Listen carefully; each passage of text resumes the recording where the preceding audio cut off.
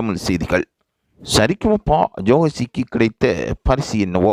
2ஆம் இடம் பிடித்த ஜோகசி அடிப்படை வசதி இல்லாத வீட்டில் வாழ்ந்து தனது வாழ்நாட்களை கழித்து வந்தார். இது எவரும் அறிந்த ஒரு விடயமாகும். அப்படிப்பட்ட ஜோகசிக்கு சரிகமபா நிகழ்ச்சி சார்பில் 1700 சதுர அடியில் இடம் ஒன்று வழங்கப்பட்டிருந்தது.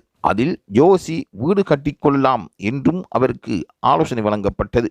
இதுவெல்லாம் ஜோகசியின் திறமைக்கு கிடைத்த ஒரு மிக பெரும் பரிசாக பார்க்கப்படுகின்றது. அதேபோல் பைனல் நிகழ்ச்சியில் வந்து சிவகார்த்திகேயன் நான் நடிக்கப் போகும் படத்தின் இசை அமைப்பாளர்களிடம் ஜோகசி ஒன்ற பெயரை சொல்லி நாங்கள் பின்னணி பாடகராக பாடுவதற்கு வாய்ப்பு பெற்றுக் கொடுப்பேன் என்று சிவகார்த்திகேயன் கூறியிருக்கின்றார்.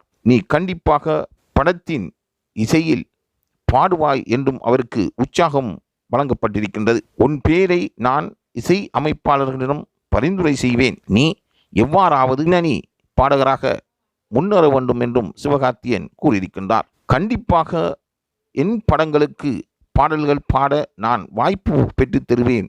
இது தொடர்பாக நான் இசை அமைப்பாளர்களிடம் கூறுவேன்.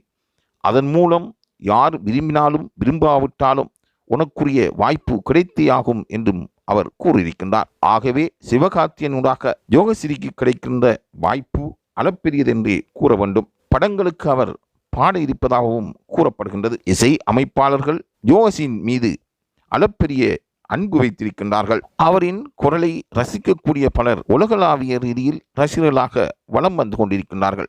அந்த வகையில் ஜோகசிக்கு கிடைத்த சந்தர்ப்பத்தை அவர் சரியாக பயன்படுத்துவார் என்று லைவ் தமிழ் செய்திகள் எதிர்பார்க்கின்றன. இது தொடர்பான தகவல்களை பெற்றுக்கொள்வதற்கு லைவ் தமிழ் செய்தியுடன் தொடர்ந்தும் இணைந்திருங்கள்.